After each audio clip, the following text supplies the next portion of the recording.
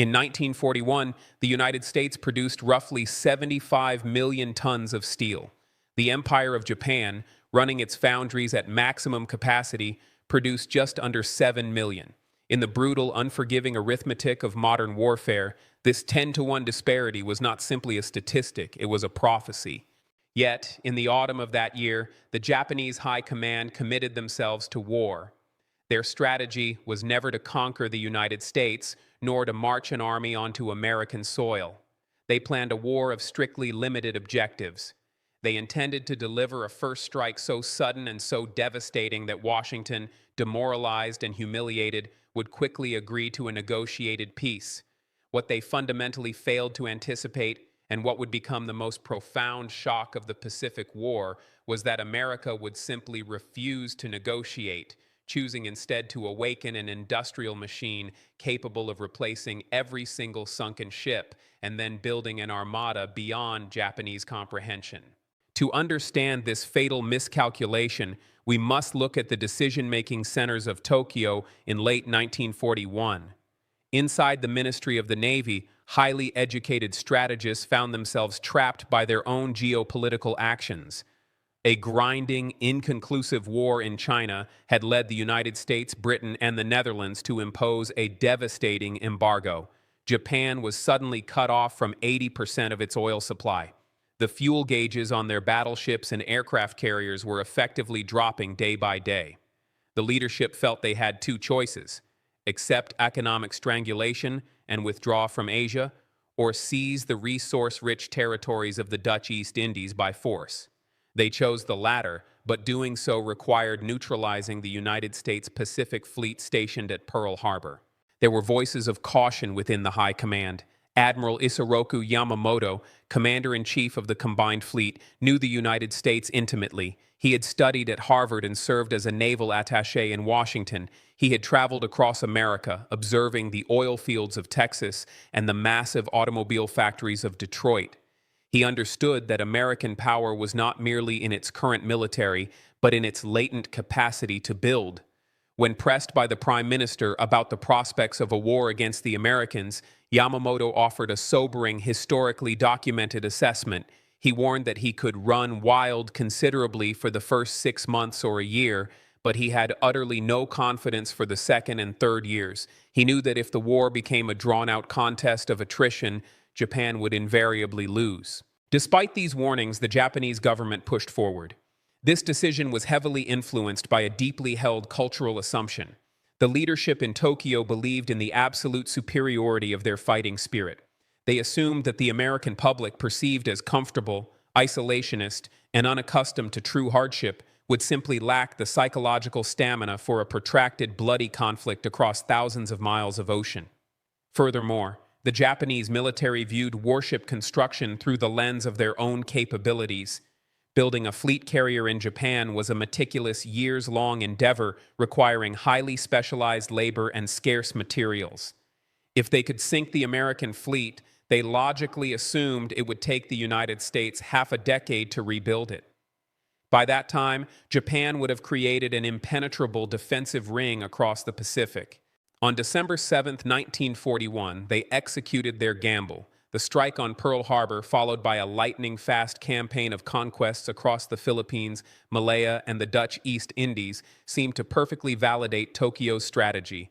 Within a matter of months, the Allies were systematically swept from the Western Pacific. For the Japanese armed forces, the early months of 1942 were an era of unprecedented triumph.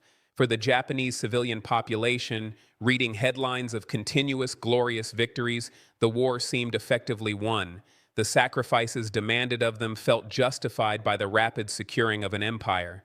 By the spring of 1942, Japan's defensive perimeter was vast. The United States Pacific Fleet was severely wounded, its majestic battleships resting in the mud of Oahu.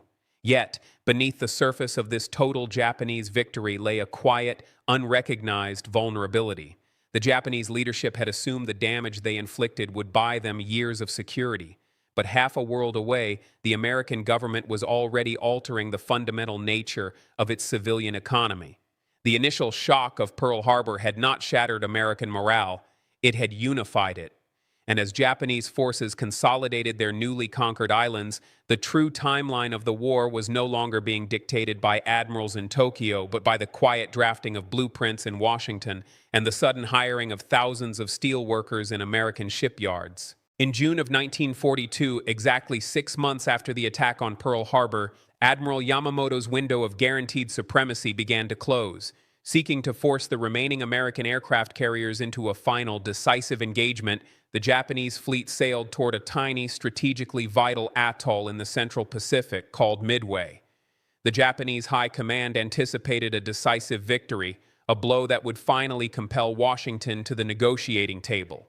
Instead, they sailed into a carefully laid trap. American codebreakers had intercepted and deciphered Japanese naval communications, stripping away the element of surprise. The battle that unfolded on June 4, 1942, altered the trajectory of the 20th century. In a matter of minutes, squadrons of American dive bombers descended from the clouds, catching the Japanese carriers at their most vulnerable. By the end of the engagement, Japan had lost 4 of its premier fleet carriers, the Akagi, Kaga, Soryu, and Hiryu. The loss of the physical ships was a staggering blow, but the human cost was strategically fatal. Down with those burning decks went hundreds of veteran pilots, skilled mechanics, and seasoned flight deck crews. These were men who had trained for years in the rigorous, highly selective academies of the Imperial Japanese Navy. In the span of a single afternoon, the irreplaceable elite of Japan's offensive strike force was gone. The American Navy paid a heavy price as well, losing the carrier USS Yorktown and suffering devastating casualties among its torpedo bomber squadrons. But it was in the aftermath of this clash that the true divergence between the two nations became starkly apparent. When the surviving ships of the Japanese Armada limped back toward the home islands, the Naval General Staff in Tokyo faced a crisis of profound proportions. The war of quick, limited objectives had failed. They were now facing the very scenario Yamamoto had dreaded, a protracted war of attrition. Under the immense pressure of failure, the naval leadership made a fateful decision. Rather than pivot their industrial strategy and level with the nation about the urgent need for mass mobilization, they chose the burden of absolute secrecy. To preserve the myth of invincibility and save face, the Japanese Navy hid the disaster from the public, from the civilian government, and even from the Japanese Imperial Army. When the wounded sailors from the Akagi and Kaga returned to port, they were brought ashore under the cover of darkness. They were placed in isolated, heavily guarded hospital wards, explicitly forbidden from contacting their families or speaking of what they had witnessed. The Japanese civilian populace read newspapers proclaiming a glorious victory at Midway. They continued their daily lives completely unaware that the protective shield of their empire had been shattered. This decision to isolate the military reality from the civilian sphere had profound consequences. Because the Japanese public believed the war was already won, there was no immediate, desperate push to overhaul their rigid industrial sector. Shipyards continued their deliberate, artisanal approach to building warships, a process that took years from keel laying to commissioning. Across the Pacific, the United States took the opposite approach. Washington did not hide the loss of the USS Yorktown. The American government acknowledged the heavy casualties and the immense cost of the victory at Midway. This transparency served a crucial purpose. It solidified the American public's understanding of the stakes. The grief over lost ships and lost men was channeled directly into the factories. The American people knew exactly why they were being asked to accept rationing, to work double shifts, and to buy war bonds. The loss of the Yorktown was a painful reality, but it was a reality the nation faced with open eyes. As 1942 drew to a close, the Japanese Navy desperately tried to train new aviators to replace the veterans of Midway, a slow and agonizing process. But in the United States, a different kind of mobilization was taking shape. The government was no longer just calling up soldiers, it was awakening the arsenals, preparing to unleash a tide of steel that the strategists in Tokyo could not have possibly foreseen. By the dawn of 1943, the quiet blueprints drawn up in Washington had transformed into a deafening roar of industry across the American continent. The United States was no longer simply fighting a war, it was manufacturing one. The Japanese had calculated that sinking an American carrier bought them years of unhindered expansion. They based this assumption on traditional maritime engineering, where massive warships were built slowly from the keel up in a single dry dock. But the American response fundamentally changed how the world built ships. Figures like Henry J. Kaiser, an industrialist who had never built a ship before the war, discarded the old rules. He applied the relentless logic of the assembly line to naval shipyards. Ships were no longer built in the traditional sense. They were assembled from massive prefabricated sections manufactured miles inland, brought to the coast by rail, and welded together with unprecedented speed. The results defied traditional maritime belief. The Essex-class aircraft carrier became the new, lethal centerpiece of the American fleet. Before the war, a vessel of this magnitude and complexity would take over 3 years to complete. By 1943, American shipyards were operating with such efficiency that they were launching a new Essex-class carrier every few months. By the end of the conflict, an astonishing 24 of these heavy fleet carriers would be commissioned. But the Essex class was only the vanguard of the Armada. To protect the vital supply lines and support amphibious landings, the United States simultaneously churned out over 100 smaller escort carriers alongside thousands of destroyers, submarines, and Liberty ships. Behind these staggering, historically verified statistics was the grueling, physical reality of the American homefront. In places like Richmond, California, or the Brooklyn Navy Yard, the facilities operated 24 hours a day, 7 days a week. We can look to the documented experiences of the millions of citizens who stepped into these roles, many of whom were farmers, clerks, or housewives just months prior. They found themselves working 10-hour shifts in a harsh, chaotic environment. It was a world of blinding arc welding lamps, the heavy, suffocating smell of melting steel, and the relentless, bone-rattling noise of pneumatic rivet guns. The work was exhausting and frequently dangerous. Yet, historical records note that absenteeism was remarkably low and productivity continually broke new records. The workers understood exactly what was at stake. They were not kept in the dark about the losses at sea. Every weld and every rivet was driven by a shared urgent purpose to outproduce the enemy and bring their forces home. Across the ocean, in the intelligence bureaus of the Japanese Naval Ministry, a terrifying realization was slowly taking hold. Initially, when reports arrived through neutral nations or intercepted communications detailing the launch of new American ships, Japanese officers routinely dismissed them.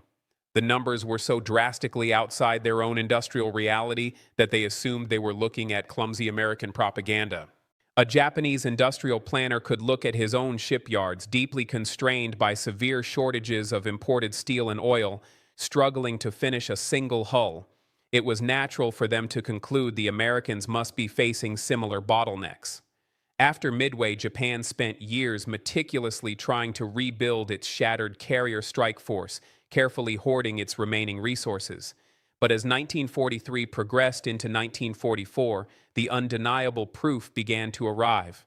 Aerial reconnaissance and submarine periscope sightings painted an impossible picture. The United States was not just replacing the ships lost at Pearl Harbor and Midway, they were building an entirely new Navy, one that dwarfed the pre-war fleets of both nations combined. The calculus of a short, decisive war had thoroughly collapsed. The Japanese leadership had assumed they were fighting a rival navy. They were only just beginning to realize they were fighting the entire mobilized industrial capacity of the North American continent. By June of 1944, the abstract statistics of American shipyards materialized into cold gray steel in the waters of the Western Pacific. For 2 agonizing years following the disaster at Midway, the Imperial Japanese Navy had avoided a major fleet engagement. Under the command of Vice Admiral Jisaburo Ozawa, they had meticulously hoarded their remaining resources, trained new aviators, and waited for the perfect moment to execute a decisive, war-winning battle. That moment seemed to arrive when American forces moved to invade the Mariana Islands. To defend this vital inner defensive ring, Admiral Ozawa sailed out with the mobile fleet. The narrative of this confrontation is best understood from the flag bridge of the Taiho, Japan's newest and most heavily armored aircraft carrier. Commissioned only 3 months prior, the Taiho was a masterpiece of naval engineering. Standing on her bridge, surrounded by his seasoned staff officers, Admiral Ozawa commanded a formidable force: 9 aircraft carriers, 5 battleships, and hundreds of aircraft. By the standards of 1941, it was an armada capable of dominating the ocean. But as the Japanese fleet entered the Philippine Sea, the intelligence reports and radar contacts began to paint a picture that shattered their strategic reality. Sailing to meet them was the United States Fifth Fleet, spearheaded by Task Force 58 under Admiral Raymond Spruance. When Ozawa's staff officers plotted the American numbers on their tactical boards, the sheer scale of the enemy presence was paralyzing. The Americans had not brought 3 or 4 carriers to the Marianas.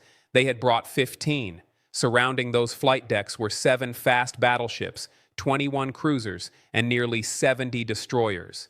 Above them flew a dark canopy of nearly 1,000 modern fighter planes and bombers. This was the exact moment the profound shock of American industrial capacity fully registered within the Japanese high command. On the bridge of the Taiho, the officers were not looking at the resurrected remnants of the fleet they had bombed at Pearl Harbor. The ships facing them were entirely new. They were the Essex-class carriers and the Independence-class light carriers, born from the assembly lines of Henry Kaiser and the relentless labor of the American homefront. The Japanese had spent 24 months scraping together a fragile strike force relying on meticulous craftsmanship and severe rationing. In that exact same window of time, the United States had simply mass-produced a navy that dwarfed Japan's greatest efforts. The despair that settled over the Japanese commanders was not born of cowardice, but of mathematical certainty. They realized with chilling clarity that even if they somehow achieved a miracle and sank half the American ships before them, another identical fleet was already sliding down the slipways in California and Virginia. Despite the overwhelming odds, the Japanese launched their strikes on the morning of June 19th, relying on the longer range of their aircraft to hit the Americans first. What followed became known as the Great Marianas Turkey Shoot. The newly designed American Hellcat fighters, directed by advanced radar and overwhelming in number, intercepted the Japanese squadrons miles before they could reach the U.S. fleet. The battle was not a clash of equals, it was an execution. In a single day, Japan lost nearly 400 aircraft and the irreplaceable pilots who flew them. The 2 years of painstaking training and rebuilding were erased in a matter of hours. The tragedy deepened for the Japanese when American submarines slipped through their defensive screens. Torpedoes found both the veteran carrier Shokaku and Ozawa's magnificent new flagship, the Taiho. As the Taiho suffered a massive internal vapor explosion and began to slip beneath the waves, Admiral Ozawa was forced to transfer his flag to a cruiser. Looking back at the burning wreckage of his fleet, the reality of the 20th century was undeniable. Courage, martial spirit, and tactical brilliance had been entirely eclipsed by the relentless, suffocating weight of industrial supremacy. The Japanese Navy was effectively finished as an offensive force. The war of limited objectives had invited a war of total annihilation, and the infinite fleet of the United States was now closing in on the home islands. By the summer of 1945, the vast contested expanse of the Pacific Ocean had shrunk to the immediate coastline of the Japanese home islands. The protective ring of island fortresses, purchased with immense sacrifice and defended with absolute resolve, had been entirely dismantled. Now, the full suffocating weight of American industrial supremacy rested directly upon Japan's shores.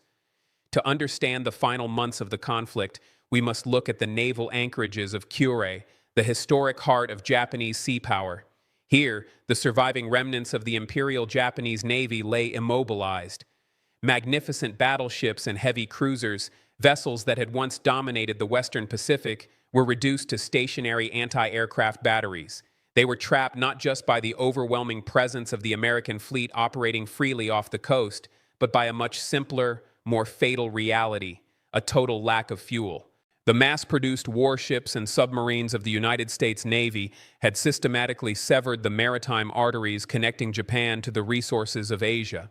The tankers carrying oil from the Dutch East Indies, the freighters carrying iron ore, and the cargo ships bringing vital food supplies had been relentlessly hunted down. The Japanese civilian population was facing the very real specter of starvation, and their war machine was starving alongside them. The factories that had once built the formidable Zero fighters now sat idle, their supply chains broken by the very armada Japan had assumed they could keep at bay. The quiet, battered docks of Curie stood in stark, devastating contrast to the relentless output of the American shipyards that had ultimately sealed their fate.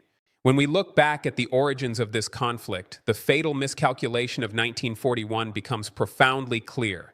The Japanese High Command had wagered the destiny of their empire on a fundamental misunderstanding of their enemy.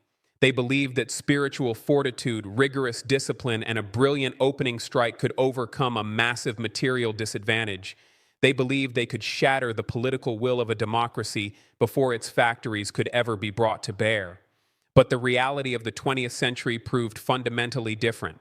The Pacific War was not ultimately decided by a single stroke of naval genius, nor by the courage of the individual sailor, though unimaginable courage was displayed on both sides. It was decided by the relentless, deafening rhythm of the riveting hammer. The greatest shock to the strategists in Tokyo was the agonizing realization that they had engaged an enemy capable of absorbing their most catastrophic blows. America did not negotiate. Instead, it mobilized millions of ordinary citizens to transform raw iron ore into a tide of steel.